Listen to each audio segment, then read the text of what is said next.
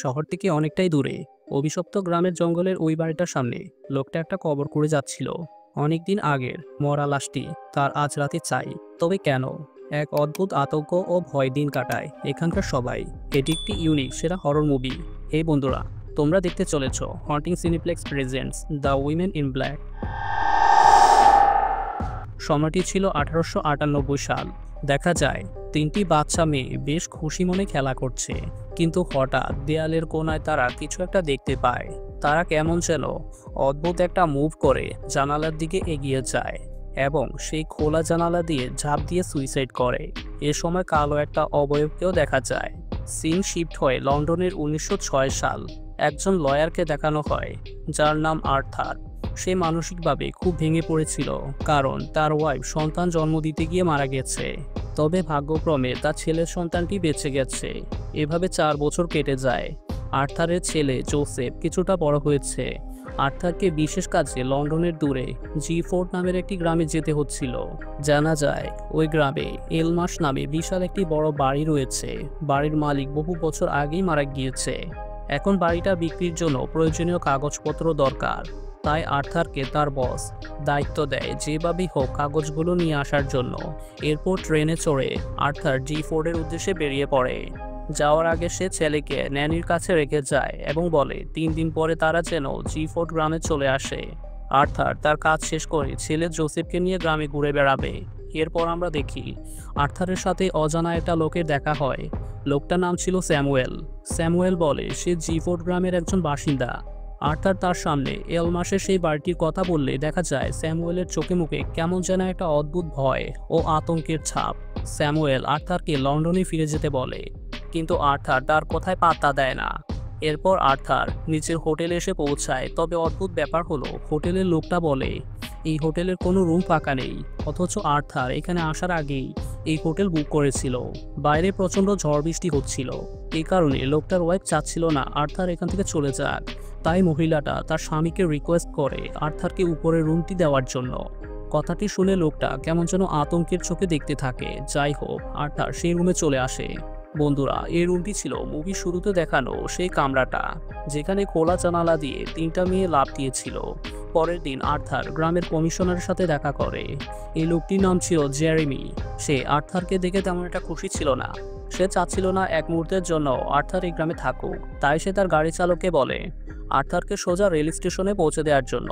কিন্তু আর্থার এত সহজে হাল ছেড়ে দেয় না। সে জেরেমির গাড়ি চালককে বেশি টাকা দিয়ে জিজ্ঞাসা করে এলমাসে সেই বাড়িতে তাকে পৌঁছে দিতে পারবে কিনা। লোকটা টাকা লোভে আর্থারকে ওই বাড়ির দিকে নিয়ে যায়। এরপর আমরা দেখি নির্জন একটা এলাকায় বাড়িটি জনবিচ্ছিন্ন হয়ে দাঁড়িয়ে আছে।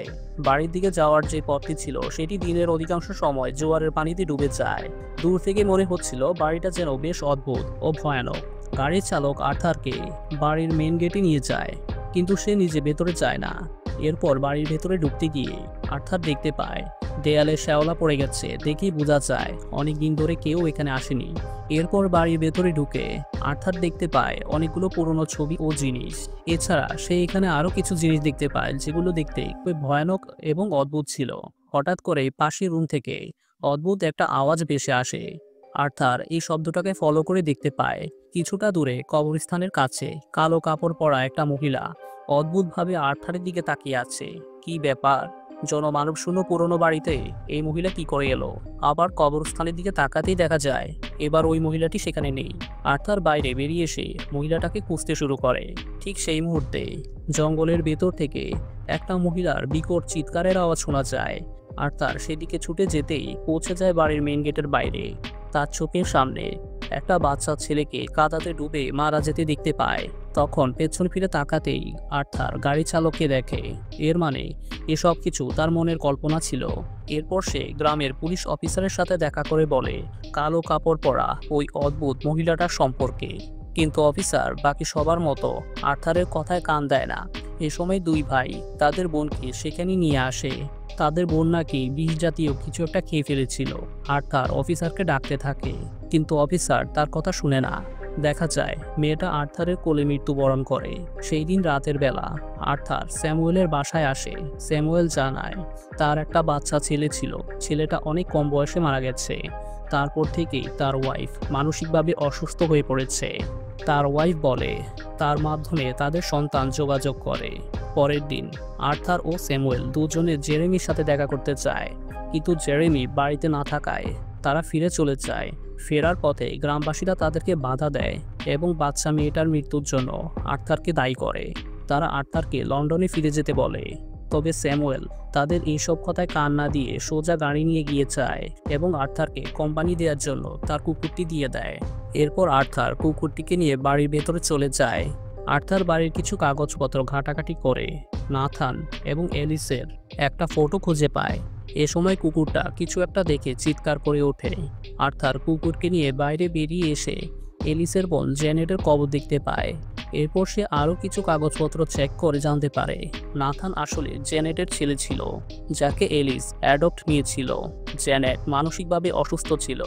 এই সুযোগকে কাজে লাগিয়ে এলিস অনেক সময় নাথানকে তার মায়ের সাথে দেখা করতে দিত না। একদিন বাড়ি ফেরার পথে এলিসের ঘোড়ার গাড়িটি কাদায় আটকে যায়। এলিস তখন নিজেকে বাঁচানোর চেষ্টা করছিল, এতে করে নাথান কাদায় ডুবে মারা যায়। এর ফলে জেনেট জানায় সে কাউকেই ছাড়বে না। এই সময় বাড়ির সদর দরজায় কেউ একজন নক করে। আর্থার দরজা খুলে কাউকেই দেখতে পায় না। এরপর বাড়ির বাইরে এসে সে অনেকগুলো বাচ্চাকে দেখতে পায়, যাদের মধ্যে ওই বাচ্চা মেয়েটিও ছিল যে কিনা আর্থারের চোখের সামনে মারা গেছে। এর মানে এরা সবাই মৃত। এরপর আর্থার ভেতরে গিয়ে বুঝতে পারে কেউ একজন ভেতরে আছে। সে পায়ের ছাপ ফলো করে একটা রুমে যেতেই দেখতে পায় সিলিংয়ের উপরে কালো কাপড় পরা মহিলাটা গলায় ফাঁস দিচ্ছে। এই সব কিছু দেখে আর্থার বেশ ঘাবড়ে যায়। সে অন্য একটা রুমে ঢুকে যায়। সেখানে বিছানা থেকে কিছু একটাকে উঠতে দেখে আর্থারের হাত পা ঠান্ডা হয়ে যায়। এবার সে ভয়ে বাড়ির বাইরে বেরিয়ে আসে এবং তার সামনে স্যামুয়েল চলে আসে। পরের দিন তারা জেরেমির বাড়িতে গিয়ে দেখতে পায় জেরেমির বাড়িতে আগুন লেগে গেছে এবং জেরেমির মেয়ে আগুনে আটকা পড়েছে এবং তার পাশে দাঁড়িয়ে আছে কালো কাপড় পরা ওই অদ্ভুত মহিলাটা। আর্থার ব্যাপারটা লক্ষ্য করে মেয়েটাকে বাঁচাতে ছুটে যায়, কিন্তু দেখা যায় মেয়েটা আত্মহত্যা করেছে। আর্থার বুঝতে পারে না এসব আসলে কি হচ্ছে। এরপর স্যামুয়েলের ওয়াইফ আর্থারকে জানায় যখনই কেউ কালো কাপড় পরা সেই মহিলাটাকে দেখতে পায় তখনই গ্রামের কোনো বাচ্চা মারা যায়। আর ঠিক এইভাবেই সে তার ছেলেকেও হারিয়েছিল। এবারও কোনো একটা বাচ্চা মারা যাবে। আর্থারের তখন মনে পড়ে যায় আজ তার ছেলে জোসেফের গ্রামে আসার দিন, তাই সে তাদেরকে এখানে আসতে নিষেধ করার জন্য টেলিগ্রাম অফিসে চলে যায়, কিন্তু অফিস ততক্ষণে বন্ধ হয়ে গেছে। আর্থার ডিসাইড করে যেহেতু কালো কাপড় পরা মহিলা অর্থাৎ জেনেট তার প্রতিশোধের জন্য গ্রামের বাচ্চাদের এক এক করে মেরে ফেলছে, তাই নাথানের লাশটা কাদার ভেতর থেকে বের করতে হবে। এতে করে হয়তো জেনেটের আত্মা শান্তি পাবে এবং গ্রামের বাচ্চাগুলোকে আর মারবে না। এরপর আর্থার কোমরে দড়ি বেঁধে সেই স্থানে নেমে পড়ে যেখানে নাথান ডুবে গিয়েছিল। অনেক কষ্টে আর্থার নাথানের লাশ খুঁজে বের করে ঘরের ভেতরে নিয়ে আসে এবং সেখানে জেনেটের প্রেতাত্মার আসার জন্য ওয়েট করে। তখন স্যামুয়েল তার মৃত ছেলেকে দেখতে পেয়ে পিছু করে একটা রুমে চলে যায়। এরপর দরজাটি হঠাৎ লক হয়ে যায় এবং জেনেটের প্রেতাত্মা আর্থারের ওপর অ্যাটাক করে দেয়। তবে একটু পরেই স্যামুয়েলের রুমের দরজাটি নিজে থেকে খুলে যায়। সেখান থেকে জেনেটের প্রেতাত্মা আর্থারকে ছেড়ে চলে যায়। এরপর আর্থার ও স্যামুয়েল দুজনে মিলে নাথানের লাশটি তার মায়ের কবরে রেখে দেয় এবং রেল স্টেশনে চলে আসে। আর্থার মনে করে সবকিছু ঠিক হয়ে গেছে, কিন্তু খেলা এখনো বাকি ছিল। কেননা জেনেটের প্রেতাত্মা ভয়ানক কণ্ঠস্বরে বলেছিল সে কাউকেই ক্ষমা করবে না। দেখা যায় জোসেফ ও ন্যানি রেল স্টেশনে এসে পৌঁছায়। এ সময় জোসেফ কিছু একটা দেখে রেল স্টেশনের দিকে ছুটে যায়। আর্থার তখন তার ছেলেকে বাঁচাতে নিজেও সেদিকে চলে যায়। আর ঠিক সেই মুহূর্তে একটা ট্রেন চলে আসে তাদের সামনে। এরপর আমরা দেখি আর্থার ও তার ছেলে মৃত ওয়াইফের সাথে মিলিত হয়েছে, অর্থাৎ আর্থার ও তার ছেলে ট্রেন অ্যাক্সিডেন্টে মারা গেছে। কালো কাপড় পরা মহিলাটাও দুঃখী ফিল করছে। আর এভাবেই শেষ হয়ে যায় অসাধারণ এই সিনেমাটি।